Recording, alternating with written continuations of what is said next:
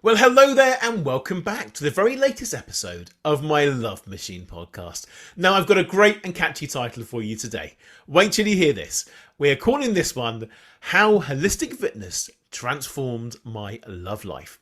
Now, to explain this, my guest today is the wonderful Laurie Lee, and she'll be explaining to you exactly what holistic fitness is and how to incorporate it to transform your own love, life, and relationships. And she specialises in chatting about holistic fitness and glowing up to be your best self.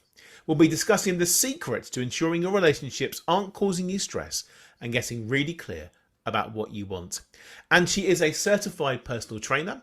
She has a diploma in psychology, over 200 hours registered yoga teacher, 8 years of leadership experience in corporate environments, and is the published author of the Goal Getting Journal, which I want to hear all about very shortly. So Laurie, welcome. How are you doing? I am good. What an introduction there. Thank you. That was a long one. It was a powerful one. I gave it my best effort. Hope you're happy with that. Look, it sounds fabulous. Wonderful. I know we spoke a little while ago off podcast, as I like to do with my guests, is to get to know them. You got on really well, and you've told me your amazing story of how you got to where you are now and how you've transformed your own relationship and lost loads of weight and got really fit and things are going really well. So can you tell my audience that? That would be great, and explain to them what's happened to you. Absolutely. So I think I'll start with a relationship that I had, within the last 10 years. And I was in my 20s and I got into the relationship. He was a really, really lovely guy, treated me so amazing, but it just wasn't quite aligned. And at the time, I didn't realize that. And it took me putting on 30 pounds, or in Australian/English, that's about 12 kilograms, 14 kilograms. We would call it 5 bags of fish and chips, probably. 5 bags of fish and chips. Yes. So I put on 5 bags of fish and chips, and I just wasn't feeling myself. I was really depressed, really anxious. I had the dream job, the dream boyfriend, all of the amazing things that society tells you that you should want, but I just wasn't happy. So I went away on a retreat, and it was the first time I learned about integrating stress management into fitness. I had been grinding. I was trying to implement these, smoothies, these kale salads, all of the things, and it just wasn't working. So I went on this retreat. I learned about stress management. I learned about how our own thoughts can cause us stress. And I got really curious. And the really funny thing is that within 6 weeks of going on this retreat, this boyfriend that I thought was perfect actually revealed something to me that was relationship breaking. So it's funny how I focused on my stress, and then people who can't stay and can't be in alignment with you anymore, they exit themselves from the relationship. Yeah, because your frequency's changed. You vibrate at a completely different frequency. That's the reason why. Totally. And I'm into woo-woo stuff, but this was the first time and I heard of it before. I listened to the podcasts and heard of leveling yourself up by thinking and being in a certain way. But from an experiential level, it was within 6 weeks that this person revealed something to me that made me leave. Was it a shock to you, this mystery thing? An absolute shock. Yeah. So this person ended up having an addiction problem that I wasn't aware of. And I had no idea the whole time in the relationship. So I obviously this whole time was just in la la land. I can't explain oblivious. It. I was oblivious because I wasn't focusing on what I actually wanted. And once I started investing time in myself, and once I invested exercising, eating well, all of these things that we know that we should be doing, but also the woo-woo stuff like journaling and meditating and managing my stress and focusing on what was going on in my brain, everything just became so much more clear in that moment. Amazing. So how long did it take you from that point to enter your new relationship? I spent about 2.5 years single, and I can't say that I was particularly healthy the entire time. So if we want to take it back, and I think the best thing to do if you're feeling like you're in a similar situation, you've just gone through a breakup and you feel kind of empty, I take it back to how you're raised. And I was raised with my father in a complete different country to me. So I'm half American, half Australian, and I was raised away from my father from 6 years old. So I had this pedestal view of men. I just expected men to treat me like they did in movies, because my mum never dated after my dad, and I didn't have I didn't see any relationships growing up. So arguments, I would just break up with a guy straight away. I had lots of situationships and they were really fun. And every situationship for me was learning closer of what I wanted, getting closer to what I wanted. And I was speaking to my hairdresser about this. My hairdresser was saying, I am so sick of men. I don't like men. All men are trash. And I said, well, and she said that she had no idea what she wants. And I'm like, well, you know what you don't want. And when you know what you don't want, you come closer to what you do want. And I had a really positive mindset when I was dating, a really positive mindset. And as a result, most of the guys I dated were actually really, really lovely. There were just a few things that weren't aligned, because there were 3 things that I wanted. I wanted physical chemistry. We all feel that. And that's why we go for the wrong guys sometimes. A mental connection. So being able to have a conversation with a guy and being able to really connect mentally, because that's what's going to get us through to the long term. And then third is character. I call it the 3 C's. And if they have a good character, that means that your values are aligned. And I think sometimes when you have amazing chemistry and a good connection, you think this is it. But ultimately, your values need to align as well. And that's why I'm with the guy that I'm with right now. Both of us love traveling. I can't be with a guy that wants to be in the one city for the rest of his life. So that meant me culling a lot of guys. So when you are clear on exactly what you want with your life, you can cut out a lot of men that way. Very true. Where did you meet your current boyfriend? Tinder. So I love online dating, and I just want to put a disclaimer out there. So in the US, they have this app called Hinge. When I was dating, we use it all the time. Yeah. Do you? Well, apparently, not personally, but with my clients, just to make that clear. Apparently, that's the more professional one. Every time I tell everyone that I met my partner on Tinder, they say that that's the hookup app. But that's not what I never experienced that. I only ever experienced amazing like relationships on Tinder. I wasn't on Tinder the whole time. So I was on Tinder when I first broke up with my ex, and it was more of an ego boost, to be honest, because all these men tell you how great you are. And I was on it for the last 3 months, and I met my boyfriend there. And honestly, it was easy. It was really easy. I was in the best alignment of myself. I was exercising lots. I had a great group of girlfriends. I wasn't looking for anything, because I was leaving to go to India. And I met an amazing guy, and we're still long distance now. And we've been together for 3.5 years, and we trust each other wholeheartedly. So where was he? Was he where you are, or were you where he was? Yeah, so we were both in New Zealand at the time. Yeah. So we were both at New Zealand at the time, both single, both on, he's an English guy, by the way, and he was doing his overseas experience. I was leaving to go to India. So it was very much, we weren't expecting anything from it, but as soon as we met, we clicked, and it was easy. And if there's any advice I give to my friends or my cousins, it shouldn't be difficult. If you're questioning in the first 3 months, it shouldn't be that difficult, in my opinion, anyway. It really should flow in the beginning stages. I completely agree with you. The amount of clients that come to me and say, I've got this problem. How long have you been dating for? 3 weeks. I say, hang on a minute. What's going on here? 3 weeks, 3 days, 3 months? It should be easy. It should be smooth, because you're both on your best behavior in the early days. It's the honeymoon phase. If you've got problems then probably you're not going to be as aligned as you should be. So that's great. And then 3.5 years later, you're still together and you're working on it. Do you plan one day to have a future in the same place? Absolutely. So that's what happens if you fall in love with somebody from a different country. So we did live in Canada together for a year. Canada wasn't my thing. So that's another thing about being in a really great relationship. You should support each other to be the happiest, best versions of yourselves, even if that means some pain. And I actually left my partner in Canada because I wasn't happy in Canada, and I now live in the US. And he is moving back to the UK in September.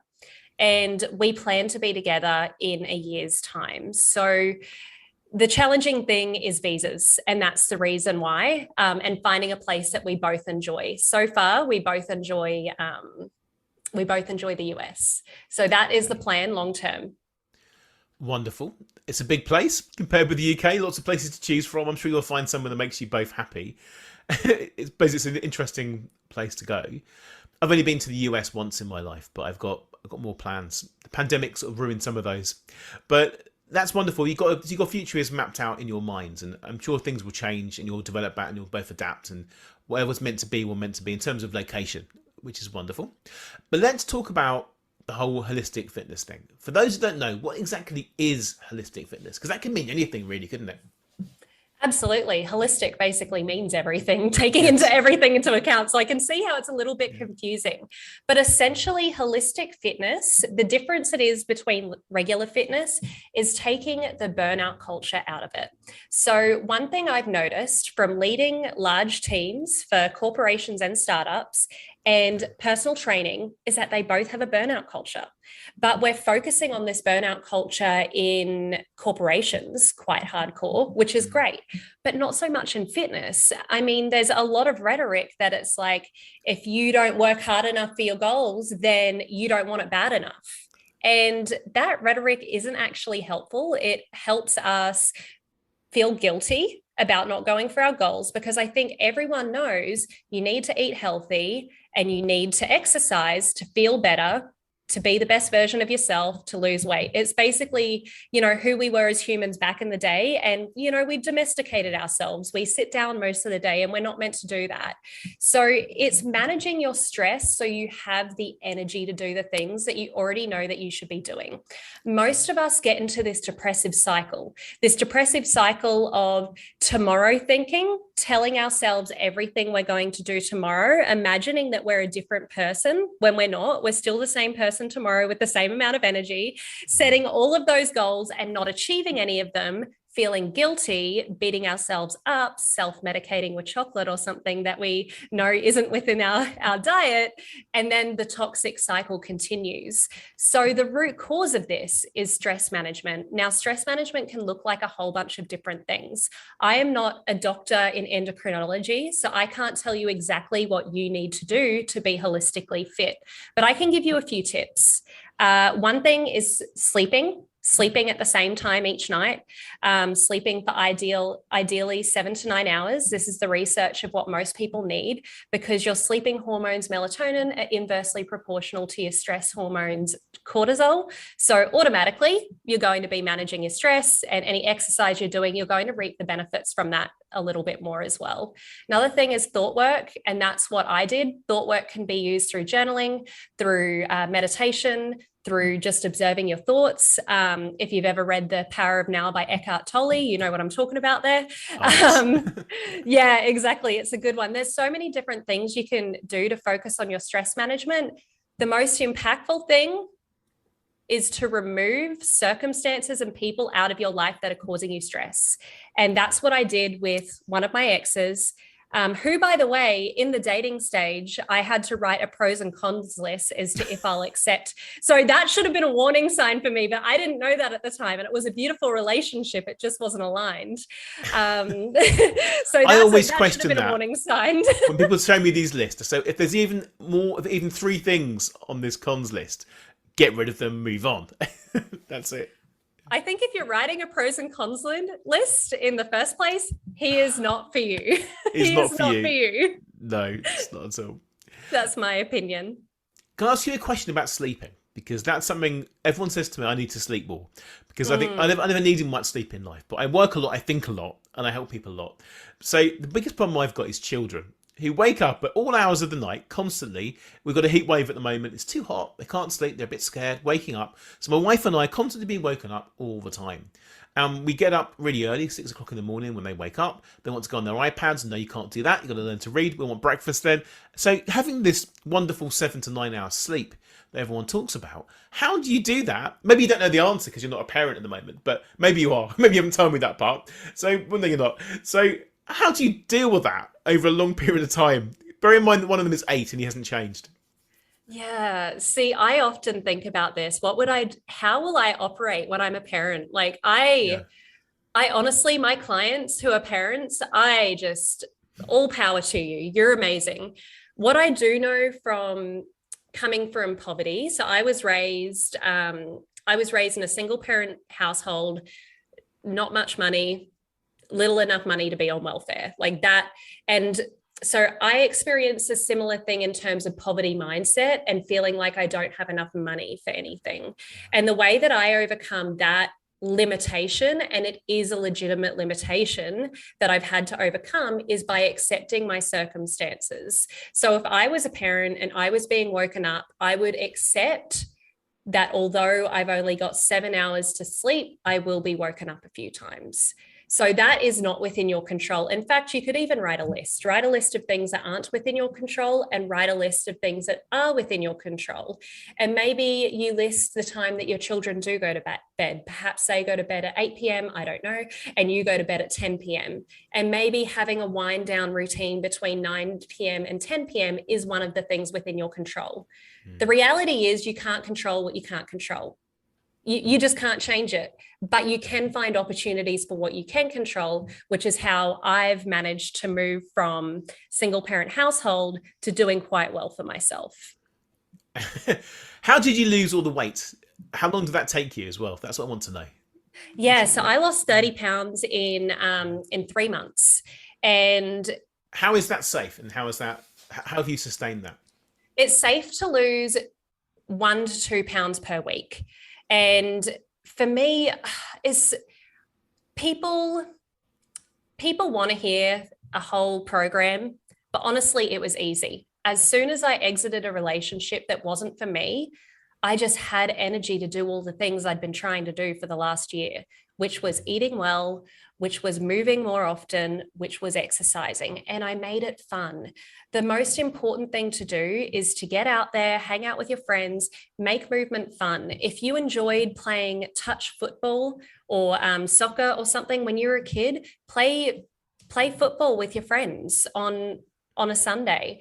And that's exactly what I did. I started doing aerial silks and gymnastics with my friends. Oh wow! And it Okay. wasn't hard because that's what I enjoy. I was a girly girl growing up. I did ballet and gymnastics.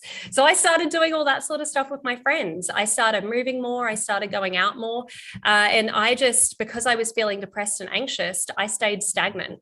And eating healthy became easy because a lot of the things I was doing with my friends was centered around healthy eating. If we went to a cafe, we'd often have healthier meals. So it really was organic once I removed stress, and I can't explain it. All I can say is when you manage your stress in the myriad of ways that you can manage your stress, fitness and nutrition become so much easier. Wow. Okay, that's fantastic. I think it's all about moderation as well. I think I always say this to people on the podcast. I think if you want to have a bar of chocolate, have a bar of chocolate. But as long as it isn't the main focus of your day and you eat nutritionally healthy apart from that. I'm saying that from someone that bought a bar of chocolate today and ate one. But they're always shrinking the chocolate here in the UK. They're tiny little things now, and so I'm not going to beat myself up over that one. I don't really need to, but I'm sitting here thinking I need to get out more. But I've been sat in my office working, doing podcasts. But I'm going to go for a run after this. How about that? Does that sound reasonable? That sounds amazing. That's what I'm going to do. I'm trying to do that. Whether that happens, I'm going to tell you what I am anyway, because no one's going to know this when they listen to the podcast. I've been doing a lot more running recently, but that's my thing. That's my thing to try and balance myself out and get rid of my stress a little bit. I think we all have some degree of stress in our lives, whatever it might be, concerns and worries, and it's perfectly normal, particularly in relationships as well. Particularly if you're single, you're not sure how you're going to get into a relationship. So I think you're absolutely right. You've got to be the best version of yourself, and that involves all these different things. Let's talk about mindset as well. You touched upon that a little bit. I want to hear about your goal-getting journal. Absolutely. So the goal getting journal and the mindset is, and you touched on it a little bit with doing running because that's something you enjoy and it's something that helps you de-stress. Never The used to goal, enjoy it, but I'm getting into it. Yeah.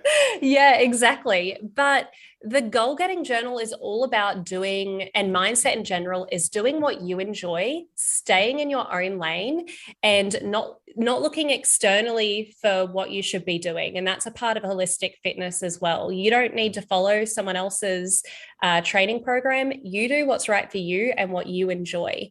And the goal getting journal has a few different principles within it that are evidence-based. One of my favorites is minimums and maximums. And I used to do this with my clients. So as I mentioned earlier, a lot of people engage in what psychology calls tomorrow thinking. And that's when you think of yourself as tomorrow as a completely different person and set yourself crazy, unrealistic goals. And minimums and maximums allow you to view your week in advance and then ask yourself, if I had the absolute worst week ever, how many times can I achieve X goal? X goal could be dates, X goal could be fitness, X goal could be, maybe you're writing a book, up to you, could be any goal. And then imagine, on my absolute best week, if everything went right this week, how many times can I achieve my goal? Then you've got a goal range rather than just imagining yourself as your best self all the time and never meeting your own expectations. And breaking promises to yourself is actually energetically something that we really shouldn't be doing, because basically you're saying that you don't trust yourself. So if you can set yourself a range instead, you don't have to break as many promises that you make to yourself. Therefore, you're putting yourself first. Therefore, when you're dating, you're going to show up as your absolute best self and attract great guys too. That's so true. I absolutely love that. I think, you shouldn't let yourself down, disappoint yourself. People do that all the time. I think if you're going to make a change, you've got to be strong. That's the best way of getting through this. And putting a plan together at all. But I like your idea of the minimum and maximum. That's a good way of doing it. That's more realistic, isn't it? Than coming up with impossible missions and tasks and things you're never going to achieve, and then making excuses, say, well, I'll do that tomorrow. I hear that a lot. People saying, well, I'm going to start dating when I've lost a stone. I will start dating when I have got this new job promotion. Start now. Get on with it. What are you waiting for? I have clients do this. I need to get a photo shoot. Before I do a photo shoot, I want to lose some weight. I want to get my hair sorted out. I'm going to get a stylist in. You're just procrastinating. All this stuff that happens all the time. But I'd like to know about also, do you have any sort of rituals or daily routines that you have? Absolutely. So I have a morning routine and an evening routine. I have intentions all over my house. So it's funny that you mentioned waiting until you do something, because that's essentially you telling yourself that you're not good enough now. And everyone experiences an I'm not good enough complex in some sort of way. And for me, it's often around finances, or it's around my own self-worth, or how much value I can give to a company, to a relationship. So therefore, I overinvest in them and underinvest in myself, which I think a lot of people do when they're dating. But you need to love yourself as you are right now. So I actually have intentions underneath my pillow. When I wake up in the morning, I read all 10 intentions. Well, they're intentions / goals. So they're affirmations, sorry. Yes. I have affirmations that are present tense. That is what I want to bring in my life. Can you give one or two examples of just general ones? Yeah. So I talk about one's like how many journals I want to sell. So I have sold X amount of journals. Another one is I would like to get married to my partner. So another one is I am married to an ambitious, supportive husband, ambitious, supportive, adventurous husband. So that's another one, because those are three things that I really wanted within a husband. I'm not married yet, but I say that in present / past tense. Well, this goes out in a month. You never know. You might propose. Yeah, exactly. Who knows? I'll let you know. What's another one? Another one is a revenue goal. I have a revenue goal as well. So I am worth X amount of money. Another one is I'd like to own 6 homes throughout the world. I know that I sound super ambitious, but you can be ambitious too, and you can love yourself. And that's because I value travel and adventure. So I have 6 homes that I can live in throughout the world.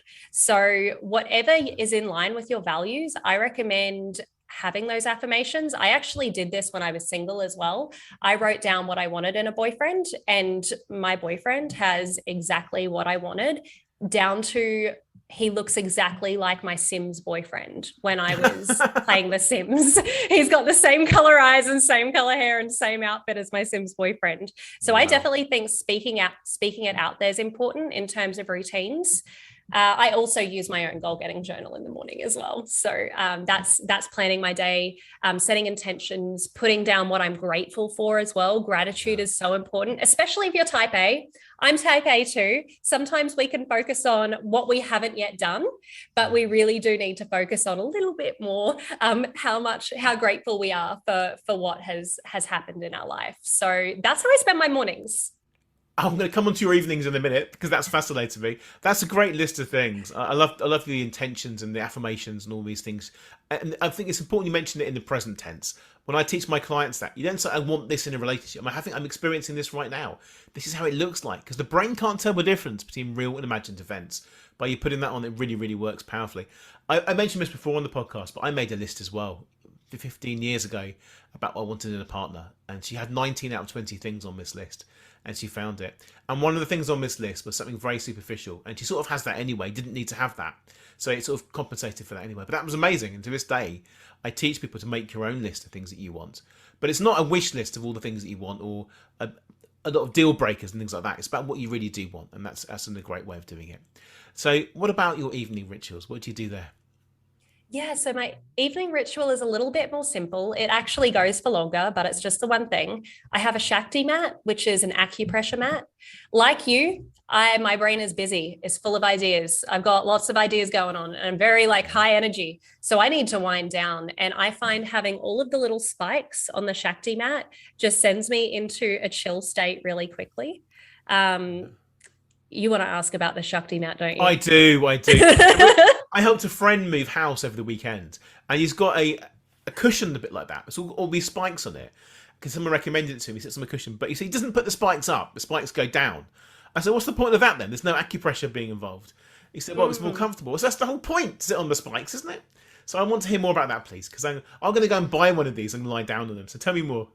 Oh, I highly recommend it, honestly. And I'm not sponsored by them. I should get sponsored by them because I like 100% recommend them. So there's like 1,000 spikes and you just lie on it barebacked. If it's too much, then you can lie on it with a sheet over the top of it to begin with, but you do get used to it. And if you just breathe through it for the first 3 to 5 minutes, you will feel yourself going into this really relaxed trance. I do this with just YouTube, like 538 hertz music or whatever, or whatever playlist there is. Yeah. And I focus on my breath until I'm feeling like I want to go to sleep. And then I get into my bed. And that helps transition me from all of this like beta wave ideas thinking into more of a chill state to be able to get into the delta wave sleeping state. And how do you spell Shakti? Shakti. Putting you right on the spot there. Yeah, exactly. You can get, I know they're on Amazon, but this is a New Zealand company that I got mine from, but they do ship throughout the world. They're about $50 US. Okay. But I use them every single day and they last forever. So well worth it. So in UK pounds, the conversion rate's so terrible. It's about £2,000 then at the moment, I think. Something like that. Oh. I could not believe the exchange rates the other day when I bought something in America. But I will look on Amazon today. I've made a note of this because that sounds really, really beneficial to me. I have got this weird sort of back stretching thing. It's like a curve, a bit of plastic, and you lie on it and it cracks your back. It does nothing for me. and that's got a few spikes on it as well. So this sounds better. So I'll give that a go. Yeah, give it a go. My boyfriend loves it as well. My boyfriend loves back stretching in general, and he likes me to stretch his back as well. Because I'm a yoga teacher. I taught him a few things, and something about men and cracking their back / getting it stretched. They love it. Okay, I'm gonna have to ask, how do you stretch his back?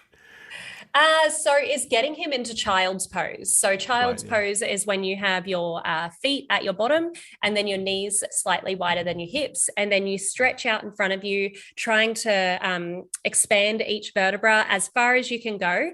And to get him into that, I just pull him. So he can expand as much as he can. And then from there, he'll go either side to get a lateral stretch, just moving his hands to left, then to right, so he can get into lateral stretch. And the most important thing, as every yoga teacher says, is to breathe, is to feel your breath through each vertebra. And he loves it. That's amazing. I've been doing child's pose recently because I did a fun run about a month ago. And I've started running. I mentioned that to you a few times during this podcast before. I mentioned this running that's going on. I get bad back, lots of tension in the shoulders, which is what you get from sitting down on the desk doing podcasts and coaching all day long. So I get that, and I've been doing child's pose. So I'm going to ask my wife to pull my arms down and to stretch me, and she'll love trying to hurt me. So that'll be really good. that will work really well. So Google it first to ensure you're doing it. She's doing it safely. I will do. Well, she's very much into these things herself, and I love that. She's into her fitness. She probably knows much more than I do about this. But so I've got making a note here. I need to get a Shakti mat. I need to get a personal trainer. I need to get a yoga teacher. I need to get my wife to stretch me. This is what we need to have here. Let's talk a bit more, because we're going to run out of time very soon. We can talk about any old thing, can't we? It's fascinating, all these things. Talk to me about setting intentions, because that's an important part of any of this when it comes to fitness or relationships. How do you do that? Yeah. So setting intentions is simply allowing yourself to sit back and reflect. We are so go, go, go that we do most things without intention. And if we're doing stuff without intention, we're not going to feel grateful for what we're doing, what we're capable of doing, and B, we're not going to be able to tell if we're on the right track. So if you were dating, if you were doing fitness, if you were doing any goal, if you're working without intention, then you're basically like Chris Columbus without a map. That's how I view it anyway, is that you're just going about your day with the blinders on. So setting intention is really the energy that you want to bring into something. And it also helps you with mapping out your outcome as well. So for example, before this podcast, I wanted to educate and inspire people to love themselves more so that they can go out and get their goals now. Because that's what it's all about, loving yourself more so that you can do the thing now, whatever that is. And that was the intention that I set. And hopefully when I was framing my messages, you felt that. If not, there's that as well. But it just helps you frame things in a different way. Absolutely. It definitely came across. That's why the podcast is called Love Machine. It's about bringing more love into your life and in many different ways. Self-love, self-confidence, living the best version of you. And I think loving yourself is the most important thing. It's the hardest thing to do of all. And you touched upon this earlier. We've all got inner doubts, inner critics that talk to us all the time. And I think the majority of the time, just try your best to silence them. Accept that they're there. That's what I do. I know I do gratitude every day. I do all these different things. I don't have any particular rituals. That's why I always ask people what they do. I say I don't have any rituals, but I do in my own way. Everyone's got rituals. They're just routines, aren't they? That's all. I think rituals are a posh word for routine now I think about it. And habits. It's what it's just creating habits. And I think we're all deep down, we're all doing our best. And that is the best way. If someone realizes you're doing your best and you're trying to be a nice person, living the best life, then people will be attracted to that. Because I really do believe in the law of attraction. Whatever we do in life, we attract back. What do you think about that? Do you agree with that?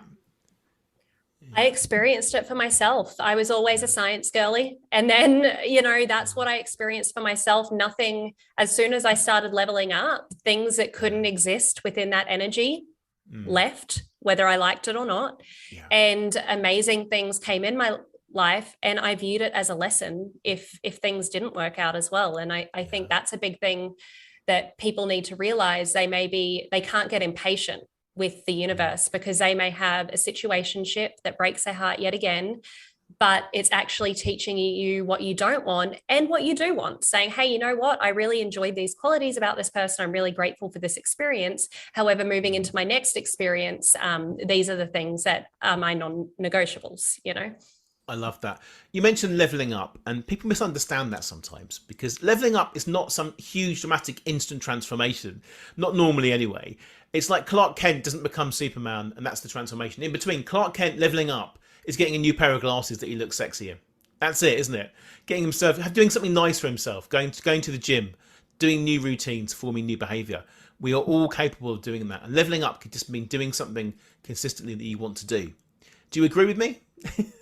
I do agree with you. I also think leveling up is cyclic, not linear. And I think because of our schooling and because of the way our work is, we expect leveling up to look like this when it looks like this. And when you're in a down period, when you're feeling depressed, when you're feeling upset about yourself and you haven't achieved what you wanted to do, it's a lesson. And the next time you try again, you're so much better prepared. So I think people expect themselves to be happy all the time, and it's okay to rest. It's okay to recalibrate. It's okay to recoup and then move forward. It is. We've got to be kind to ourselves. And I say that a lot on the podcast because people are unkind. They force themselves to do things they don't want to do. And that causes more stress. And all the techniques you've given today can reduce the stress and work on this. And it's just doing small things. So thank you so much for joining me today and sharing that. If somebody wants to find out more about you, how do they do that? Absolutely. So I'm on Instagram and TikTok at Lori Lee Bootcamp. Lori, Lori, Lee, Lee, Bootcamp, Bootcamp, or lorileec.com. And you can find the Goal Getting Journal on Amazon as well. However, it's only US based at the moment, unfortunately. Fantastic. I will check that one out. Thank you so much. It's been wonderful. I know we could talk for hours and hours, but you've got a busy day ahead of you. Thank you so much. I'll speak to you soon. Bye for now. Thank you. Bye. Thank you so much for listening. I'd love to give you a free copy of my latest book, which you can download right now from my website, jamespreece.com. If you enjoyed this podcast, I'd really appreciate it if you could share the love by taking a few seconds to write a positive review on the iTunes store right now. See you next time.